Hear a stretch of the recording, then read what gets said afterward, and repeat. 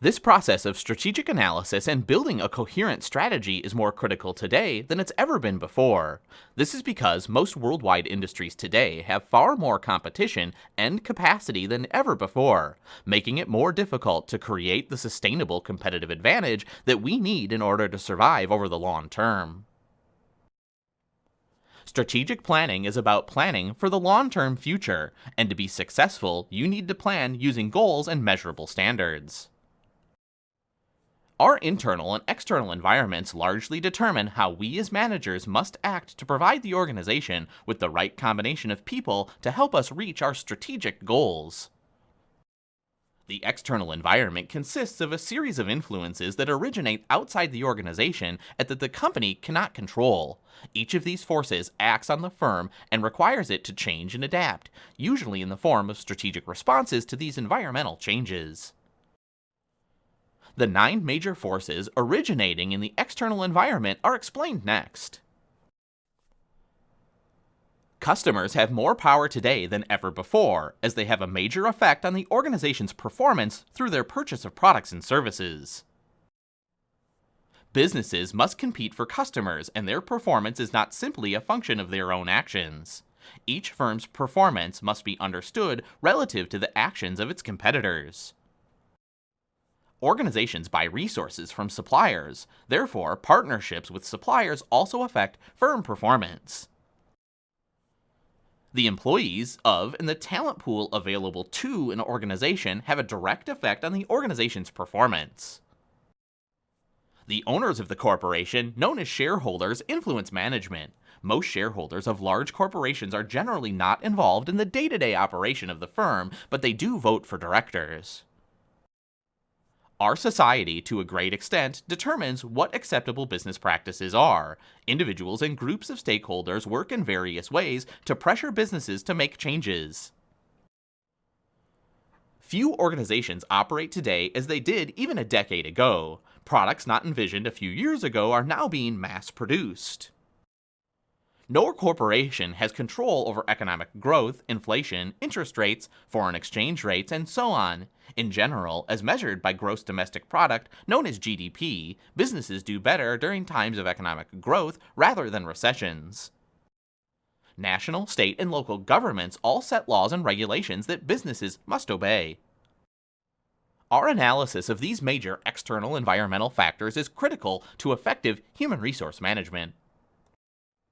Research has shown that human resource management is an important strategic business function that influences the performance of both large and small organizations.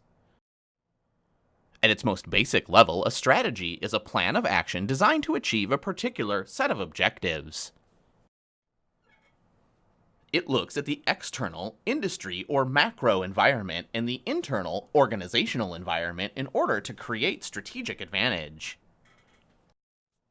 Strategic advantage occurs when you analyze the environment better and react to it quicker than your competitors do while using all of your internal resources efficiently, thus creating the sustainable competitive advantage. In this section, we'll look at the following 3 major strategic questions to analyze what kind of strategic plan we need. First, what is our present situation? Where are we at now? Second, where do we want to go? And third, how do we plan to get there? These questions are both very simple and really complex. On the surface, you'd think that answering question number 1 would be easy, but you must answer many other questions before you can confidently answer the question, where are we at now? Answering these questions creates a picture of your organization at a particular point in time, and that picture has to be comprehensive so that you know what's happening, good and bad, within the organization in significant detail. Question number 2 is basically asking what we plan to look like as an organization at a particular point in the future, meaning it's asking what our vision and mission are for the organization. Answering question 3 gives us the necessary information to create the plan that will allow us to reach the goals that we identify in our answer to question 2 so that we can become the organization that we envision. A vision and mission are 2 of the most critical components of any successful corporate strategy. A vision is what we expect to become as an organization at a particular point in time in the future. So basically, the vision answers the question, what do we want to become as an organization? In contrast, the mission is where we start to become specific. The mission statement is a statement of what the various organizational units will do and what they hope to accomplish in alignment with organizational vision. The mission statement takes into account things like whom we serve in terms of customer groups, types of products and services, technologies we use, and so on, and how we serve them. When you put the vision and mission together, the people, executives, managers, and staff in the organization get a more complete picture of the direction in which they're expected to go. Everything else in strategic planning comes from the vision and the mission. We will try to keep this as simple as possible right now because, for our purposes, we need to only know major categories of strategy. So we'll break down the types of strategy into 3 categories: cost leadership, differentiation, and focus or niche strategies. Cost leaders do everything they can do to lower organizational cost required to produce their products or services. This strategy attempts to create an impression of difference for the company's product or service in the mind of the customer. With this strategy, the company focuses on a specific portion of a larger market. For instance, the company may focus on a regional market, a particular product line, or a buyer group. Human resource strategy must be aligned with business strategy. Let's take a look at a few of the significant differences between generic strategies. If our organization is following a generic cost leadership strategy, we're going to be most interested in minimizing all internal costs, including employee costs. In a differentiator organization, we'll most likely have a much broader job classification as well as a broader work planning process. Individuals will be hired and paid based on individual knowledge and skill sets, not specifically based on skills related to the job they fill upon entering the organization. So you can see very quickly that human resource management will need to do its job in a significantly different way based on the type of generic strategy that the company decides to follow.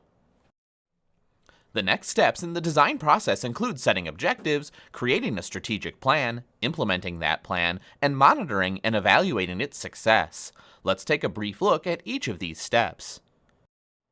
Setting objectives. Successful strategic management requires a commitment on the part of managers to define a set of objectives.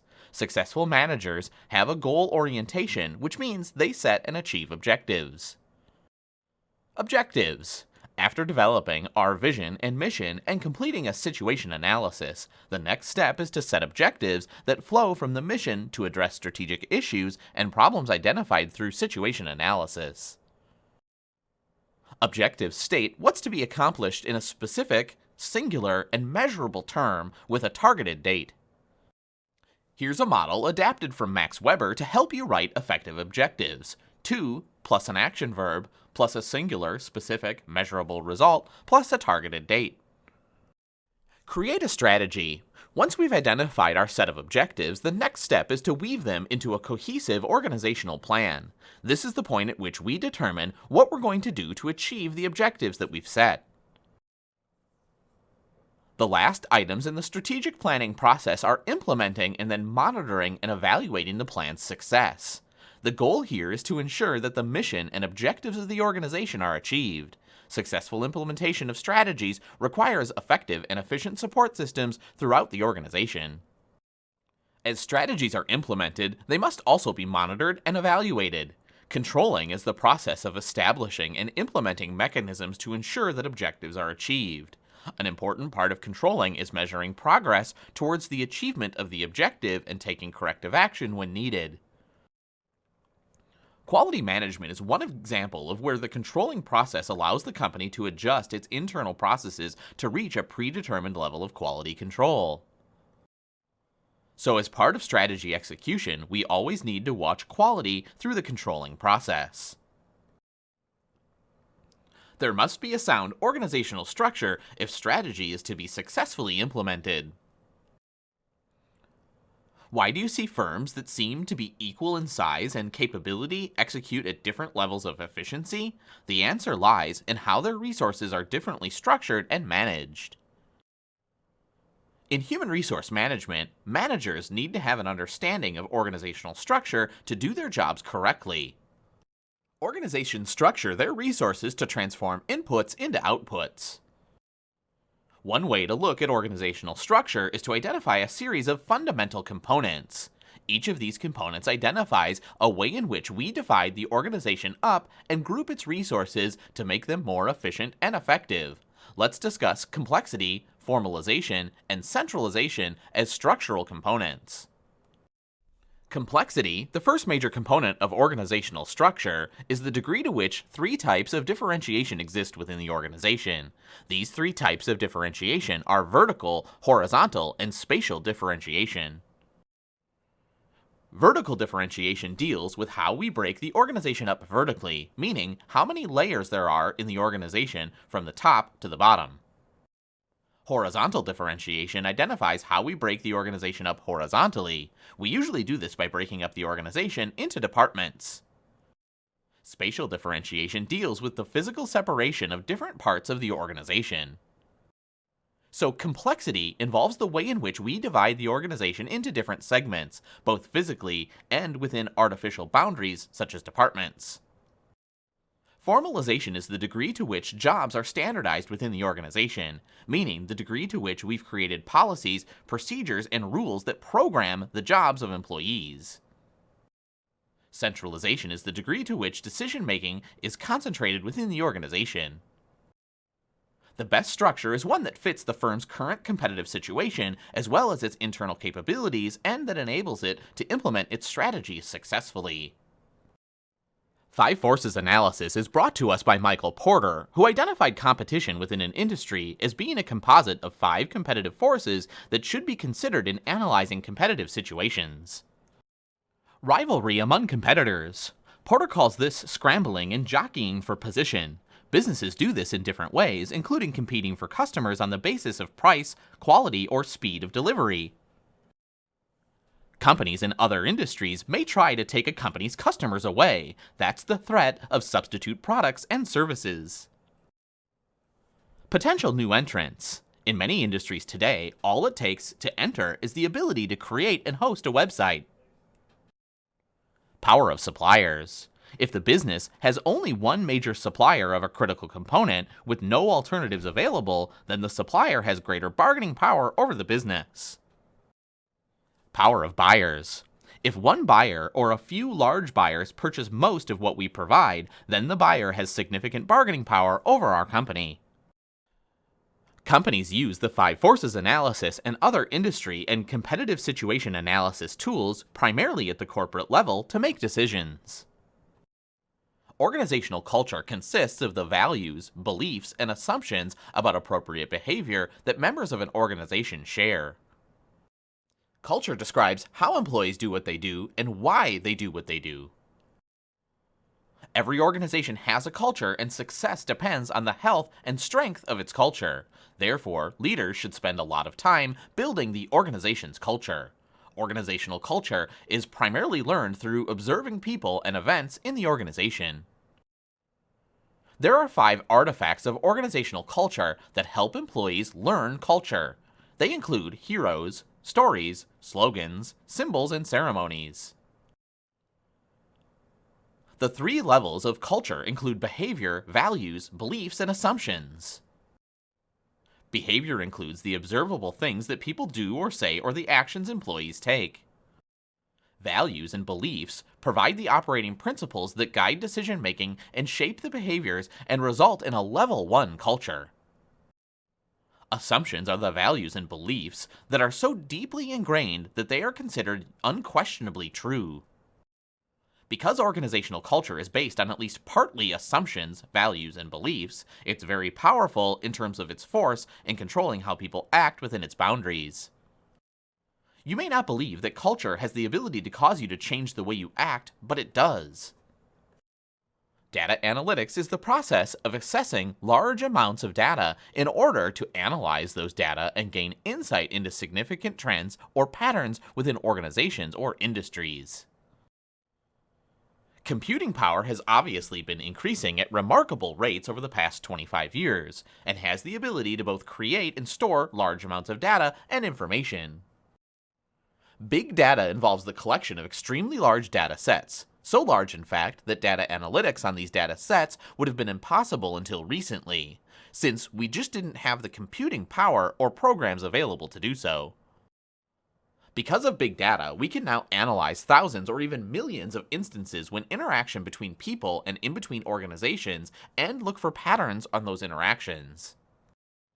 Data analytics has a place in human resource management, just as it does in other areas of management.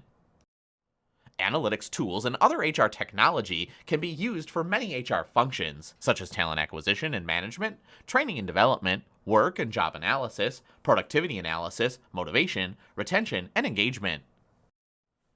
The convergence of HRM and big data is sometimes called workforce science.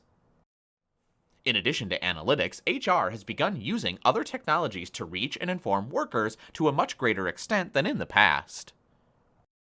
A recent Boston Consulting Group, known as BGC, study found that companies that are highly skilled in core HR practices experience up to 3.5 times the revenue growth and as much as 2.1 times the profit margins of less capable companies. Successful discovery and utilization of data in HR metrics is one major point of difference between top companies and others. As a result, most organizations today use complex computer systems to manage and manipulate those data. Human resource management systems, known as HRMS, are one type of system used to manage and analyze data in organizations. Human resource management systems, HRMS, are interacting database systems that aim at generating and delivering HR information and allow us to automate some human resource management functions. A slightly older term for such systems that you may hear is Human Resource Information Systems, known as HRIS. Some of the most common features of HRMS include modules for tracking attendance and leave, job and pay history, and for logging appraisal scores and review dates. Others include modules for benefits enrollment and tracking, succession management, training management, and time logging. There are additional modules available depending on the size and type of the organization. Systems include such key features as workforce management, performance monitoring of the recruiting process, email alert systems, and predictive analytics. You can also use the same databases when considering promotions, transfers, and many other daily activities that are required inside the organization. Some of the most common tools are economic value added, known as EVA, balanced scorecards, including organizational scorecards and HR scorecards, and return on investment, known as ROI. Economic value added, or EVA, is designed as a method for calculating the creation of value for the organization's shareholders. Economic value added is a measure of profits that remain after the cost of capital has been deducted from operating profits.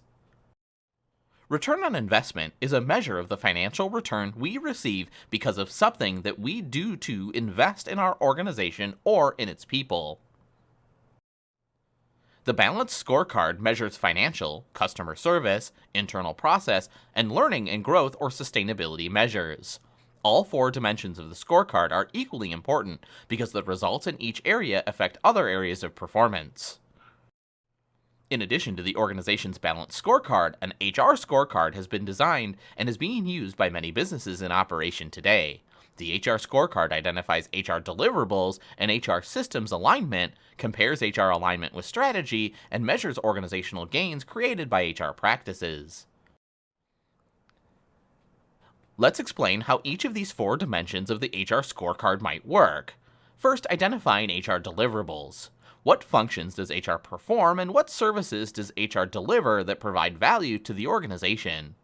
These functions may include many things that we'll introduce you to in this course, like recruiting, selection, training, employee development, compensation and incentives, and many more. Identifying HR system alignment through the use of high-performance work systems is critically important. High-performance work systems are a set of HR practices, including comprehensive employee recruitment and selection procedures, compensation and performance management systems, information sharing, and extensive employee involvement and training. Aligning the system with company strategy is also critical as part of the balanced scorecard. Also, identifying HR efficiency measures is an important process in the balanced scorecard approach. This is the process of measuring the returns that the organization gets from its HR management policies through the use of items such as the EVA or ROI calculations that we talked about previously. Many businesses today use this type of HR scorecard.